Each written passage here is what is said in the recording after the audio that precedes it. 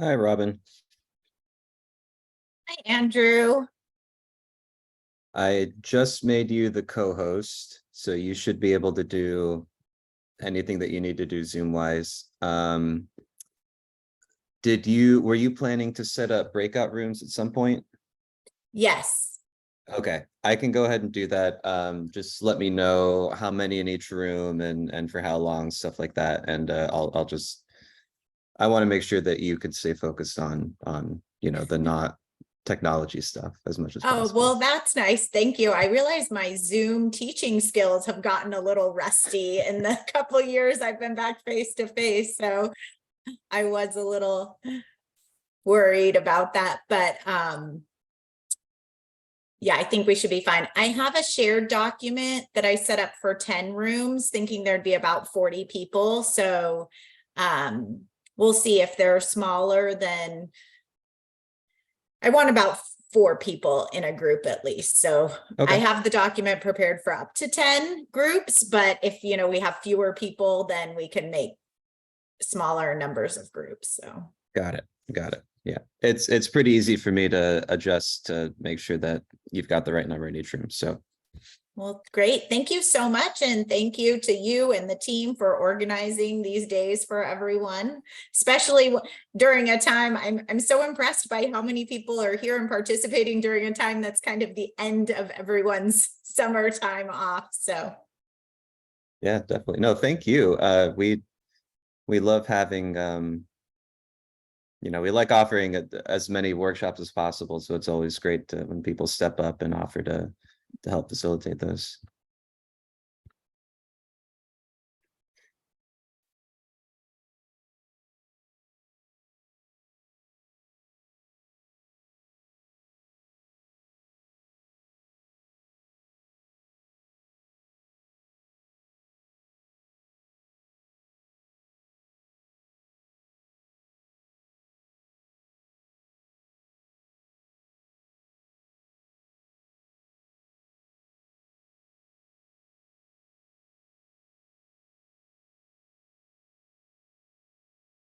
you think you have the waiting room like enabled? Did you want that or?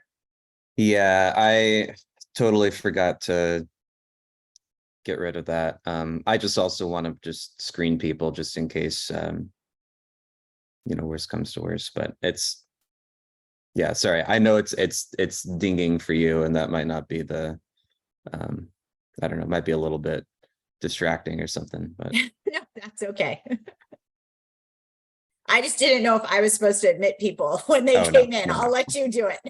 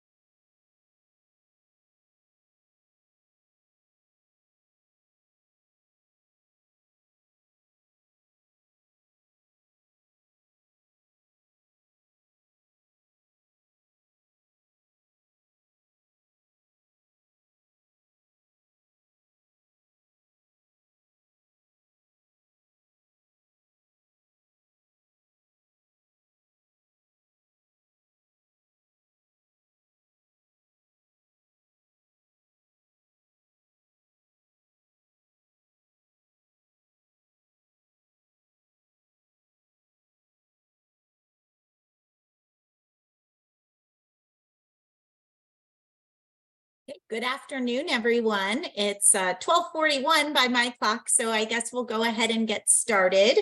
I hope you all had a nice lunch break, and I've definitely been enjoying our content this morning. I really appreciate you joining me for this session. I'm Robin Perry from Fresno Pacific. And today I'm going to be talking about the collaboration that we do in our program with our school district partners in order to cultivate clinical practice experiences with the purpose of really getting our teacher candidates to engage in some critical consciousness development and also to encourage advocacy, help them become advocates for their students in the classrooms where they teach. So as a welcome, I just was asked to remind you that our session is being recorded in Zoom. And I know we get that notification when we log on too, but we will have the session recording available.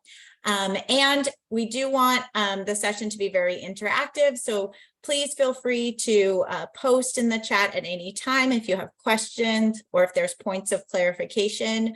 During this session, I will be putting us into some breakout rooms to reflect on things you've heard and to expand those things and to think about ways that you might be able to integrate some of the topics I'm going to talk about into your own practice.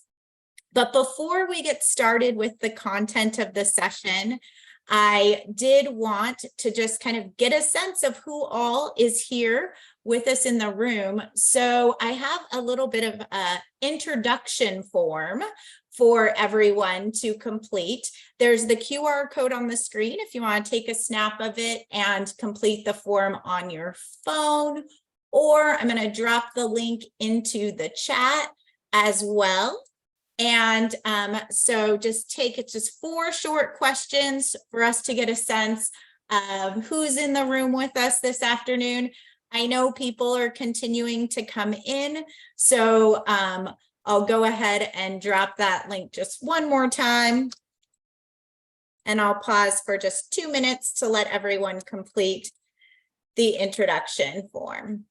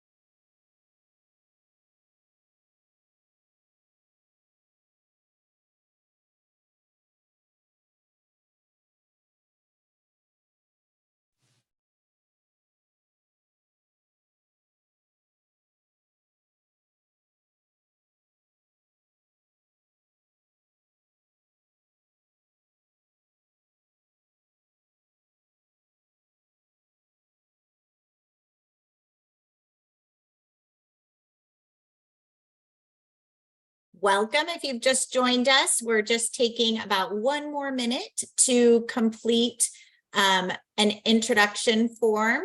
I'll drop the link in the chat again. It's going to give us 4 questions, give us a sense of who all is here with us during the session this afternoon.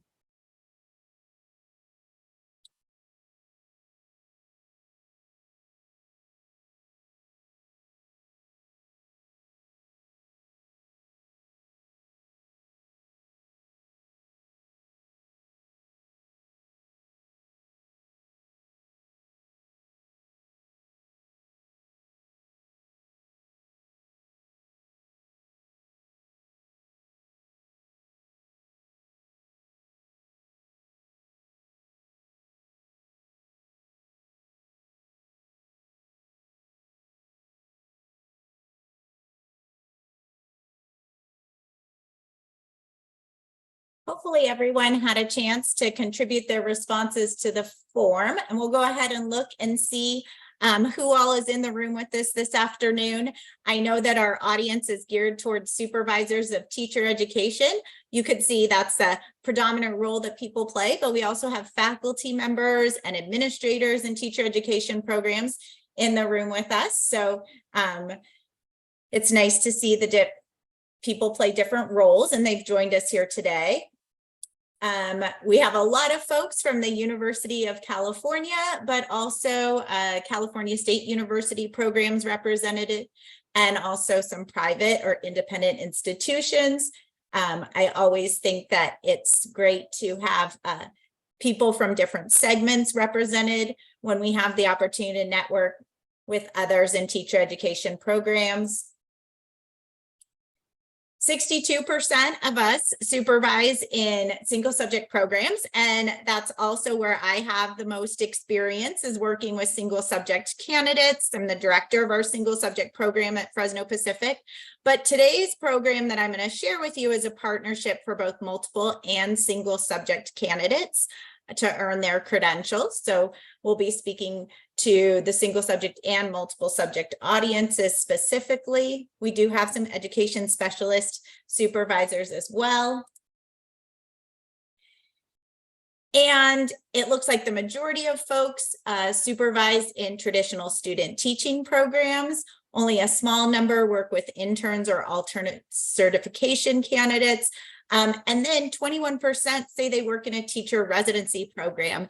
And I think I find that very interesting, because we see in the field there's a huge growth in teacher residency programs, a lot of support for teacher residency programs from the state with grant funding. And so while the program characteristics that I'm going to speak about today actually are used across all of our different pathways at Fresno Pacific for student teaching, internship, and residency, I'm really going to focus in on the work we've been doing in our residency program partnership with Fresno Unified, because that's where we've had the closest collaboration with our school district partners in order to develop these competencies and provide resources for our teacher candidates. So thank you all for sharing a little bit about who you are and what you do in teacher education, and you'll be able to meet in smaller groups later on in the presentation. So I'm going to start by sharing with you the context of our Fresno Teacher Residency Program partnership, just some information so that you can see where we're coming from in the work that we're doing. So we've completed 4 full years of our teacher residency program partnership. It is a residency program that serves both multiple subject and single subject residents. And we're starting on our 5th year of the program. Over time, we have had a growth in the number of residents who've been supported by our program. Our goal is to have a diverse resident population and to diversify the workforce in our partner school district. And so you can see our participant diversity is at 73% over those first 4 years. We have completed 71 graduates, and they are out there teaching in Fresno Unified. In fact, we got to add at the end of this last school year 28 new teachers who will start this fall. And so our numbers have been growing, and we're really pleased with the impact that this program has made on the teaching force in the school district. And we do have a 96% retention rate of our program graduates within the residency program. If you don't know much about Fresno or Fresno Unified, this slide just shows a little bit about the school district that our program serves and we partner with in order to do the residency. It's a very large school district, depending on the year, either the 3rd or 4th largest school district in California. And it serves a population of students that has high rates of economically disadvantaged, as well as high rates of students who come from diverse backgrounds. Robin, I think you had a question in the chat from Christian. Yes, I see that. And can you clarify the unduplicated pupil count for the students in the school district or in our program? Well, What exactly is that? And I don't know what the term means, unduplicated pupil count. I've never seen that term before. I was just interested in what it meant for the students, the 61,197. What does that mean? Compared to all students. Actually, I don't exactly know where the difference in that number comes. I'm sorry. This is the school district infographic from the website. I should have looked at it a little bit closer, but I don't know where the difference comes from.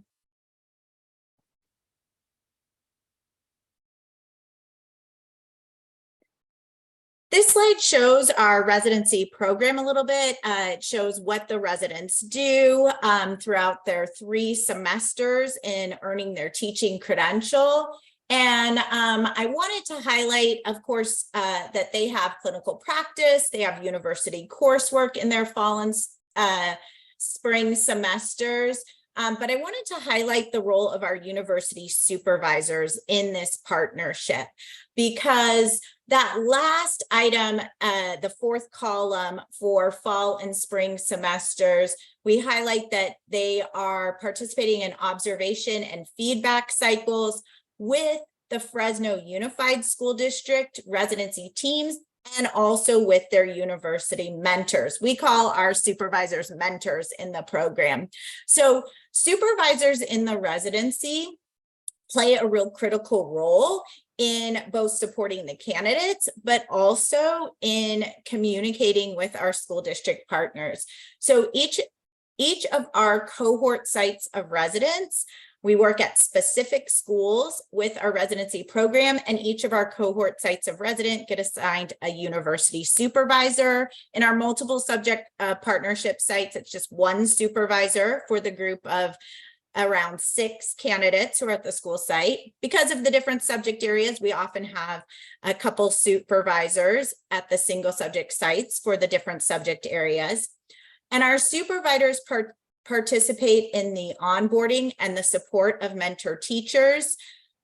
And they also participate in the resident orientation and in the mentor teacher professional learning that's provided by the school district. So for example, in the past, Fresno Unified School District has used a book study around Elena Aguilar's The Art of Coaching for all of their mentor teachers, and our university supervisors sit side by side with the mentor teachers of the residents that they support, and they go through that same book study so that their coaching questions and their approach all align.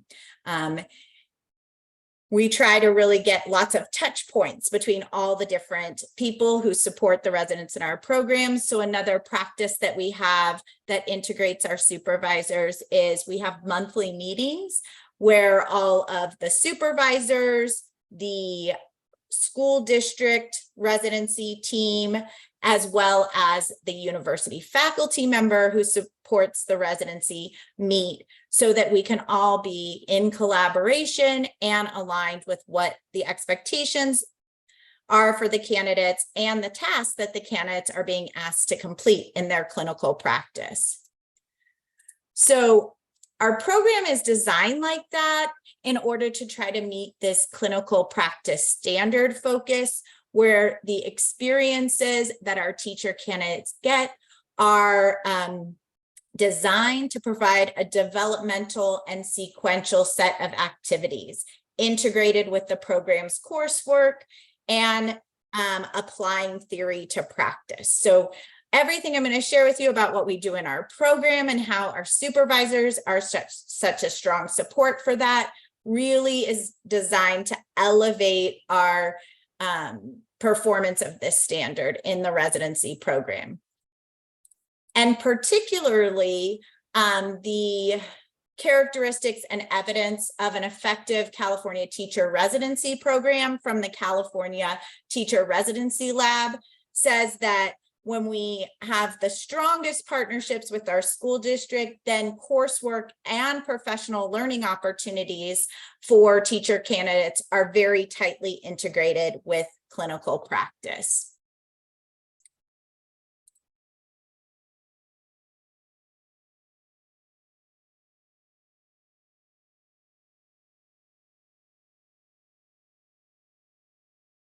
So when we went to develop our residency specific program, then we looked at some teacher education pedagogies, trying to use this cycle where in coursework and professional learning, we use approximations of practice in order to orient students to teaching practice. And then we want to move into them enacting that practice and finding ways to support them in their classroom setting.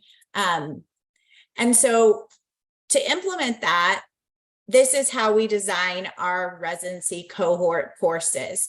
The foundation is really that we want the context-specific application of theory and research-based practice. So while in our courses, we are introducing them to content that helps them develop in the TPEs, we are also introducing them to the district mission and vision and the initiatives of the districts. And we're using the district adopted curriculum and resources in our courses for our approximations of practice. And then that better prepares them to enact those curriculum and resources when they are participating in their student teaching. So we do this through very specific design field-based assignments that ask them to apply concepts in readings to their site-based curriculum. They get those assignments get planned in class with instructor feedback, and then they get enacted in their student teaching with their mentor, teacher, and supervisor support. And I know this is a common practice a lot across lots of teacher education programs.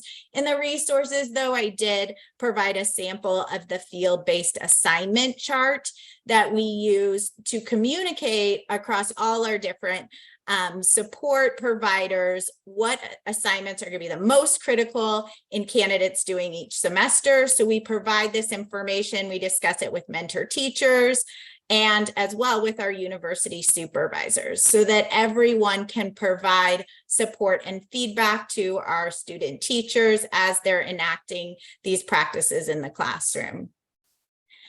A couple features that are very specific to our residency program, but that I'd like us to think about how we could stretch our work and also integrate the concept of these features into the work we do, even outside of a very tight partnership like the residency, is our co-teaching model and our alignment with the district professional learning. So in the co-teaching model, each of our residency program courses actually has a district teacher leader or coach or someone from the instructional department teaching alongside with our faculty member, so that when we're discussing concepts in class, these co-teachers can provide immediate integration of these ideas with the district curriculum and resources. And they can also model teaching strategies and co-teaching strategies with the university faculty member in the class. And then our calendars align so that our residents participate in district-led professional learning that also meets the TPEs and aligns with the same topics we're talking about in our coursework. So there's a very tight collaboration between the district and the university that brings everyone together around what the students' areas of focus for their learning and their practice are in each semester of the program. And the way that we really help our supervisors and mentor teachers understand what our focus is for the students as they go through our program is through our field experience support and evaluation system. So what we've done with the TPEs is we've divided those TPEs. There's so many of them. It's so hard to evaluate candidates on them all at one time. We've divided them into 4 blocks. And these correspond with the semester first part of the semester or second part of the semester. And it helps us focus what we're going to observe for as supervisors in our lesson observations. And then at the midterm and final point of each semester, it also helps us focus on what we're going to evaluate the candidate on as we move forward. So I have in the resources provided, just if you want to take a look, the TPEs that we chose to focus on, how we chose to divide TPE 1 across these different blocks of field experience. And so you can see that our supervisors will use the assessment worksheet depending upon where the candidate is in their program. They're going to be focusing on just a few TPEs when it comes to the assignments the candidates are doing, the professional learning they're receiving, as well as the feedback that they're getting from their supervisors in their lesson observation. And we say that the process of evaluation is not one and done, because as candidates move through time, they're assessed on all of the TPEs that have come before. So at the end of the program, they are being assessed on all of the TPEs, and they've had experience with assignments and practice on all of them. But we do this to try to establish a developmental sequence, and also to communicate with their mentor teachers, their university supervisors, kind of what are areas of focus for them in their growth and development. Sorry to interrupt, Robin. I think Karen had a question. Oh, great. In the chat. Yes. Oh, okay. So a question about the district co-teachers. They are paid by the school district because they're school district employees. And because many of them are individuals who serve as instructional coaches in the school district, then the time that they spend in class with us is just part of their regular workday.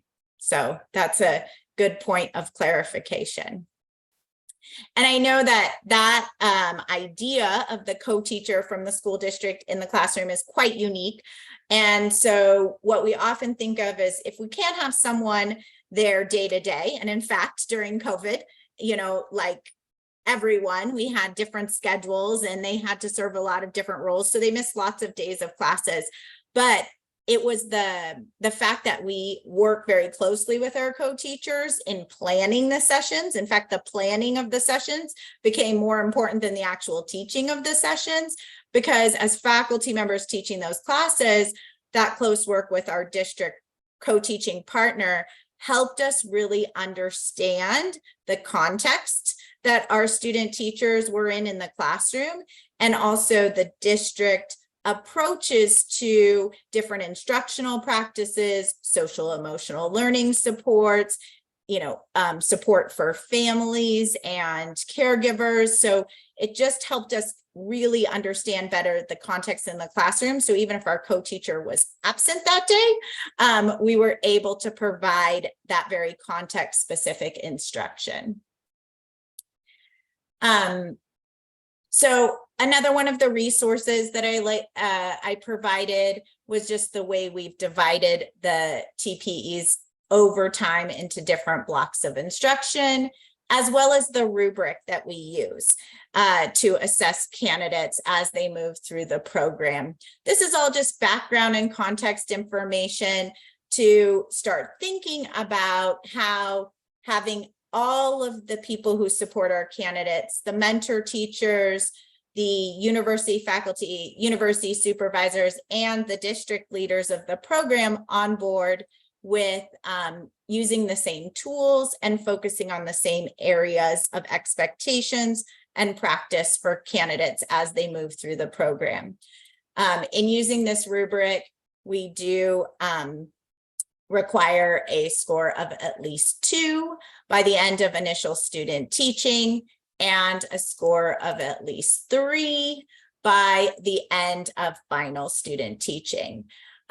We have additional levels of performance on our rubric, because then we use those as we move our candidates into our Masters of Arts in Teaching program in their early years of teaching, or even those align with the evaluation that goes on in the Fresno Unified Induction Program. So we're really trying to create a coherent system of evaluation for our residents, because if they successfully complete our program, they are going directly into the school district as early career teachers and into the school district's induction program, where we want them to, hear the same language and receive the same types of support and evaluation. So it's a seamless transition.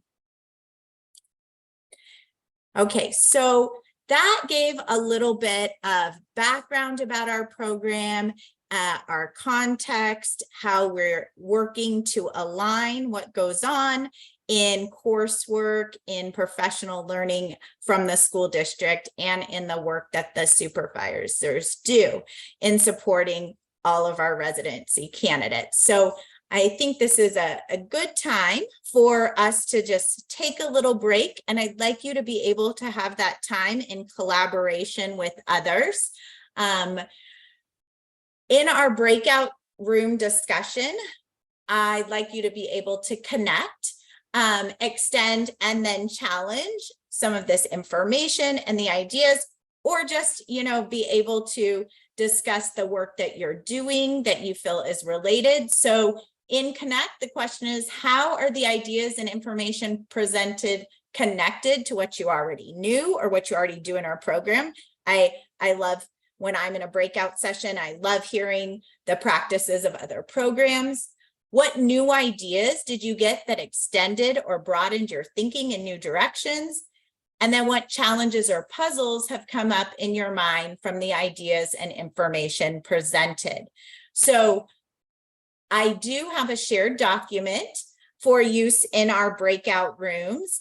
And I'm hoping that you'll be able to continue to contribute to the shared document when we come back, further discuss some of the practices, and then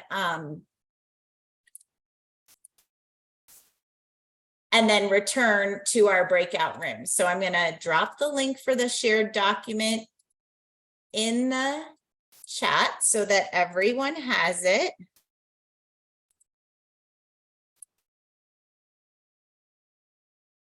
Oh, did that come through as an active link? Hold on, I don't think that came through as an active link. I'll copy it again.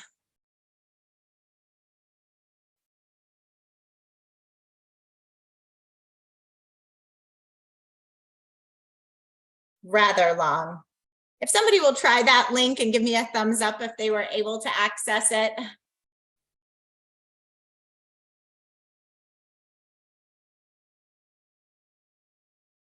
You need to sign in.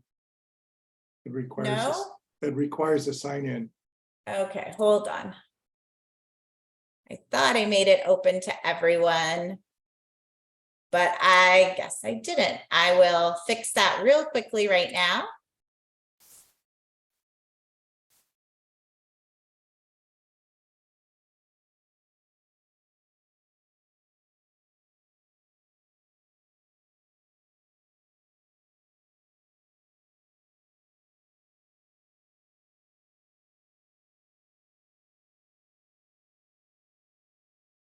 Okay, can we try the new one that just went to the chat? I apologize. Okay, I got a thumbs up that works. Thank you for your patience. Okay, so we'll see in the shared document that each breakout room has a row where that you can add your contributions of how you connected with these ideas, extended your thinking, or challenge any questions that you have. That'll give us a sense of the discussion that occurred in the groups. And I can also answer, respond to any of the challenges or questions that come up for this first part of the presentation. We have 24 participants in the room, so I think maybe just 6 breakout groups, Andrew, would work. So we have 4 people in each group. Thank you. Sounds good. I'll go ahead and open those now.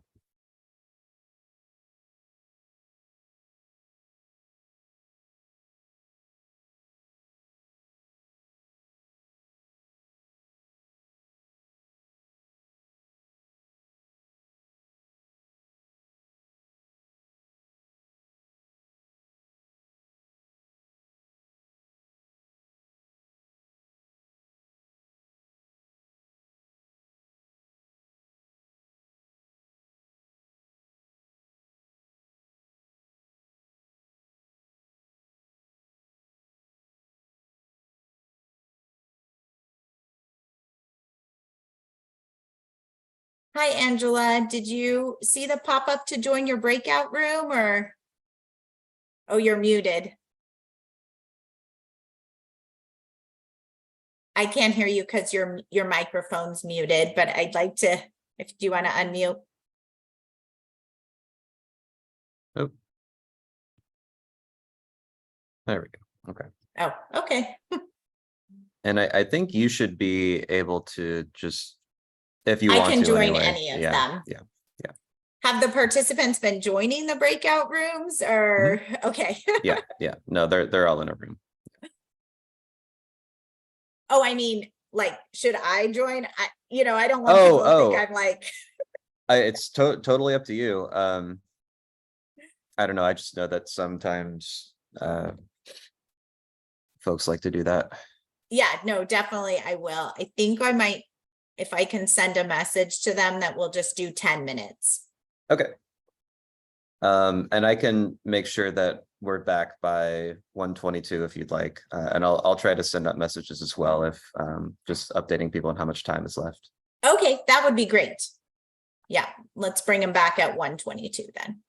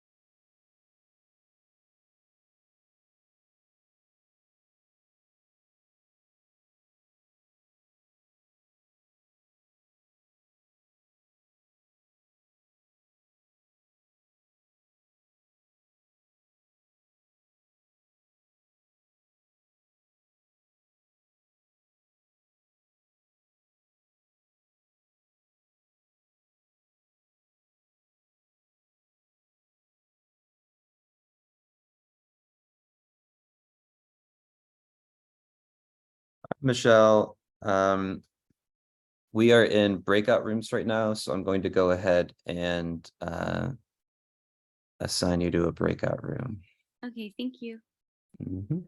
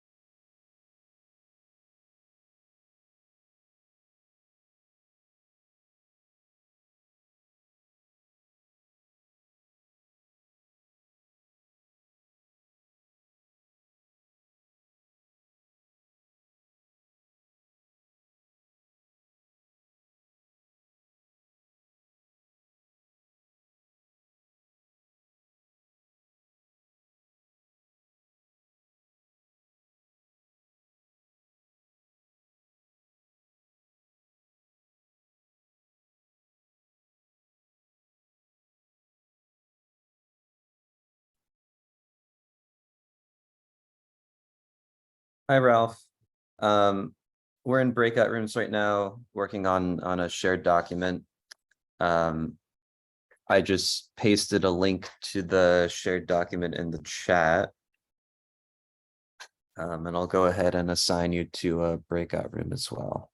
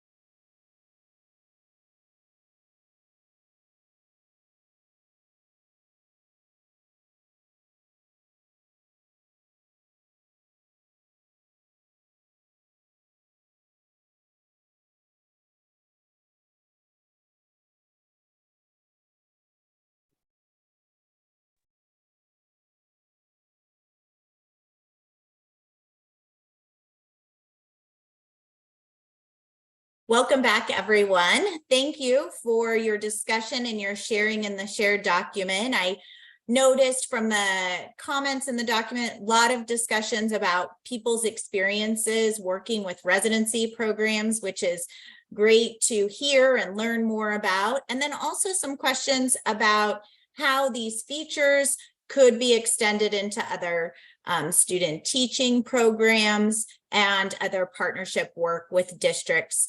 So I think we'll save those. Hopefully we'll be able to continue those discussions and get to them when we go back into our breakout rooms in just a little bit. But I did want to extend the information that I shared to address our focus on really using this close collaboration in order to develop our residents' ideas around critical consciousness and also encourage them to become advocates for students, even in their earliest years of teaching. I think sometimes new teachers come in, they think these are things that they will, be able to do once they've been teaching for a little while, but we want them to start early on, reflecting on these issues of, race and power and privilege and inequality that are a reality in our society and in our schools, as well as their position, their viewpoints, and how that affects their actions, and then how can they take action in order to be a supporter of all of our students in schools. And so I know there's so much research in the area of developing critical consciousness and culturally sustaining pedagogies. We've heard great presentations around this. I consider myself a learner in this area, not an expert at all, but I did want to share with you just this TED Talk by Dr. Dorinda Carter-Andrews really does a nice job of summing up some of the big ideas that we can share with our candidates, as well as posing 3 questions for critical reflection that we could use with our candidates. And in our program, we do use with our candidates when we look at significant topics. How do their own social location shape their mindset about teaching and learning, the students that they're serving, and the practices that they act out? What is it that they need to know about the things they don't know related to culture, power, and difference, and where can I learn that material? Part of what we attempt to do is really give our residents access to lots of information provided by the district that they can then use to further learn and understand and shape their mindsets around these issues. And then how can I become a more critically conscious leader and instructor? So I'm going to share with you some of the topics that we explore throughout our 2-sequence student teaching support course. And these are just some examples of how that design of our program, where we integrate the coursework, the supervision, and the district-specific support, helps our candidates think more critically about topics and about their ability to advocate for their students. So if we look at a TPE like this one around establishing and maintaining clear expectations for positive classroom behavior and for student-to-student interactions, in that first segment of looking at this topic, we introduce these concepts in the texts we use. We observe the mentor teachers, and they bring their cases back to class. We watch videos, we analyze those in class, we do all those kind of normal develop background knowledge things. But then this TPE, while we're doing that in class, is also an area of focus for their supervisor coaching and feedback. And they also have a field-based assignment that leads them to do evidence-based reflection and hopefully helps them grow in their approach to setting expectations for positive classroom behavior and student interactions in the classroom. And we want them to really consider their context that they're in their student teaching and the context that they're going to be in their first year of teaching, that's district specific. So in class, we also look at the district adopted approach to setting clear expectations from Safe and Civil Schools, the CHAMPS model. And we have our co-teacher who then provides approximations of practice with guidance based on what they've seen from new teachers in the district. In addition, our residents will attend 2 professional learning events, afternoon sessions, with the actual school district Department of Prevention and Intervention team members who do all the district level development for the in-service teachers. And they start working on their own district classroom management plan, completing that template that they'll use in their first years of teaching. So I know that one of the challenges is like, well, if you don't have this residency program where everything is so tightly aligned with one school district, how do you put these things into practice? It is, not as easy to do, but what we've done in our program is we've seen how this kind of exploration of what the initiatives are in the district and the use of district specific resources have integrated the residents so much more into their student teaching environment and have made them feel so much more confident about taking over and teaching lessons in their classroom that in our other pathway programs, I teach this same class for the non-residents and I might have students out in 4 different school districts.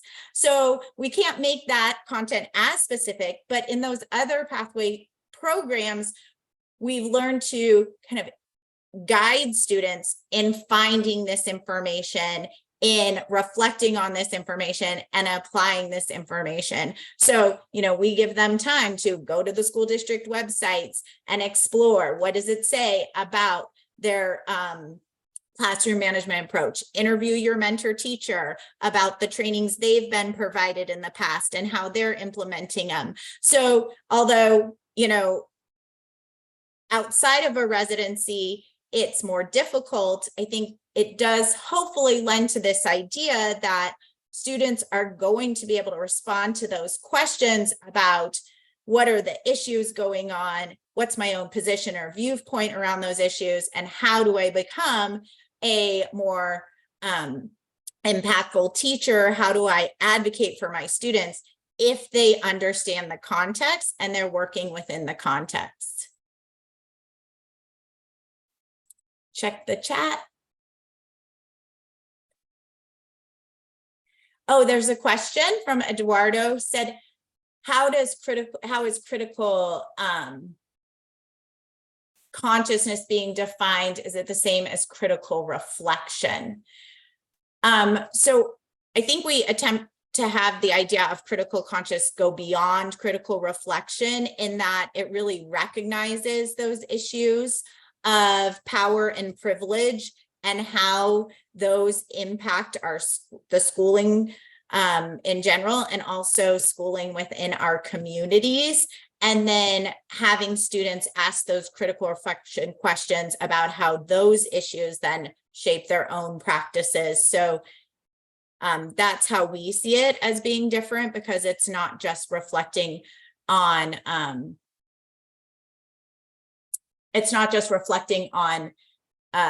what's being seen in practice, but looking at those underlying issues around power and privilege, advantage and oppression, and how those impact the situation. So I think related to what you said about how it could lead candidates to adopt punitive measures, the text that we use and explore around classroom environment building, relationship building, hopefully that leads our candidates to not adopt punitive measures, because we look at things like discipline disparities.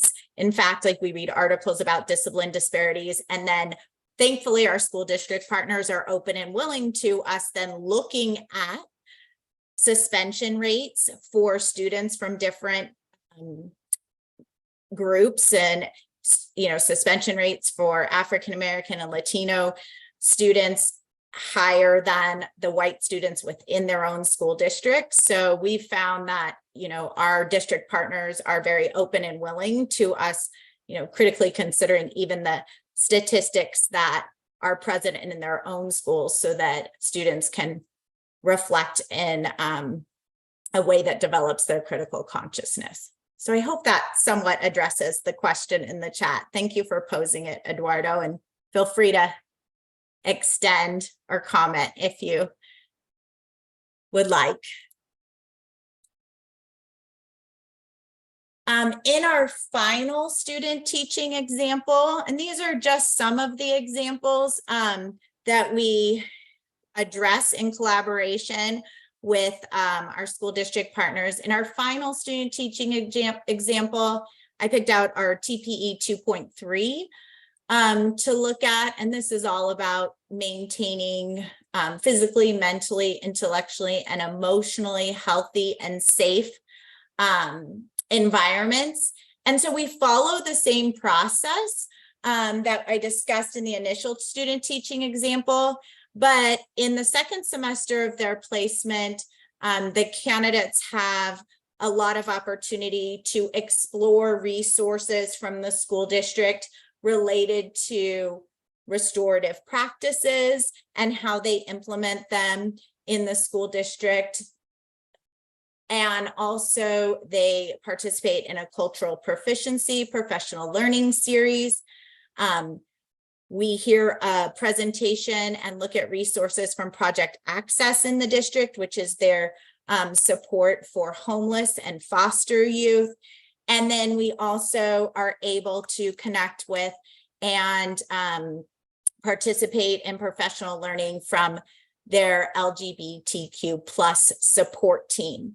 So all of these district website reviews, resource reviews, and speakers from the different district departments help our candidates extend their understanding of the theory that we read about and discuss in our courses by giving them access to the resources that are available to them as student teachers and new teachers.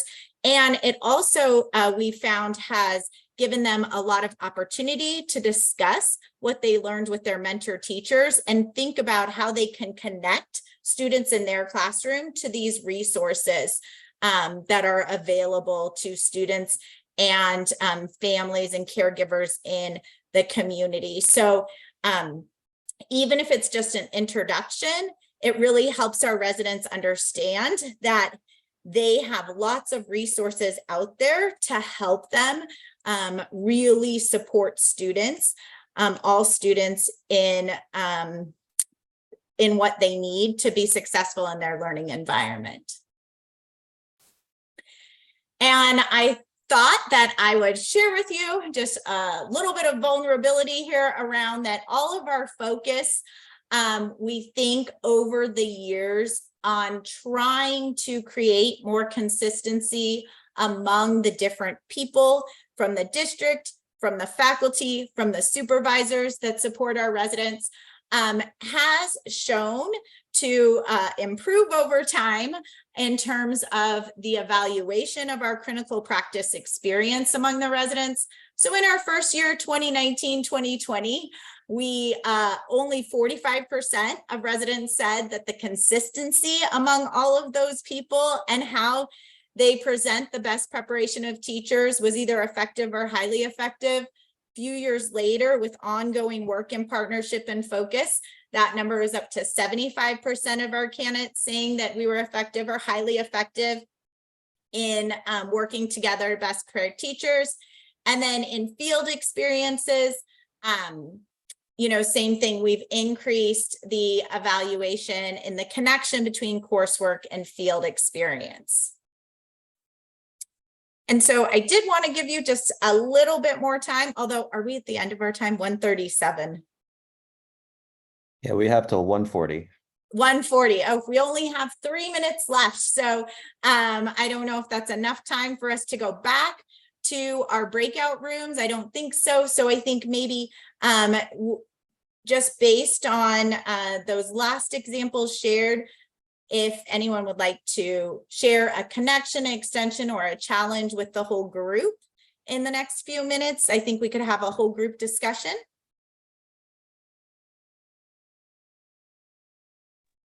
Yeah, I would, sorry, turn off my camera somehow. I would say the connection is, I primarily work with special ed student teachers. And so there's a huge case management component where resources are completely they're really hard to find. I'm lucky because the student teachers that I work with oftentimes have a lot of access to clinical support, like therapists. And looping them in really is one of the best ways of being able to expand on those resources. Yeah, thank you for sharing, Roberto. I think that's something that, regardless of the level of partnership, if we can help our teacher candidates recognize those resources and let them know that they're out there to support them. And if the supervisors working in the school site know them well, sometimes we have to figure them out first before we could connect the candidates to them. But I think it'd be good work to do. And also it helped the candidates not feel overwhelmed and just feeling completely responsible for everything that goes on with every student and every, support that they might need, to know that those resources are available. Completely agree. Thank you. I have a question regarding the mentor teachers. So have you been able to keep the same mentor teachers on board through all of the 4 years you've been doing the residency, or has that been challenging? Well, it has been, it's always challenging to keep somebody consistently as a mentor teacher because sometimes they need breaks, but we do have very good year-to-year retention of our mentor teachers. And so although they might step out for a year and come back, we have a core group of mentor teachers, and we've been using the same school sites throughout the 4 years. So we've actually had to add school sites because our numbers have grown, but the 3 elementary sites we started with and the 2 of the secondary sites we've started with, year to year, we're at the same school sites with basically the same mentor teachers, although we add and subtract year to year. And then what's really been most wonderful is we have 6 university supervisors who work with our candidates, and the first 4 who started originally still work with those residents. And then we've added a few more. So that consistency has really helped with the collaboration and communication in the program. And we are at our time for the end of the session. Thank you so much for participating, for listening. I'm happy to stay on and answer any questions. I'd love to hear your comments. I was told to remind that there would be an evaluation that the organizers hope that everyone complete at the end of the 2 days. This is, the only image I found. All of them were marked excellent, no pressure to do so whatsoever. That's just what you find when you look up the images. And then that's my contact information. If you have any questions about residency or suggestions, you'd like to, further contact me about our program, I'd love to hear from you. I'd love to be able to hear what other people are doing as well. So thank you so much. Hey, Robin. My name's Lisa. We met at the Exploratorium. Oh, sorry, Lisa. I recognize you.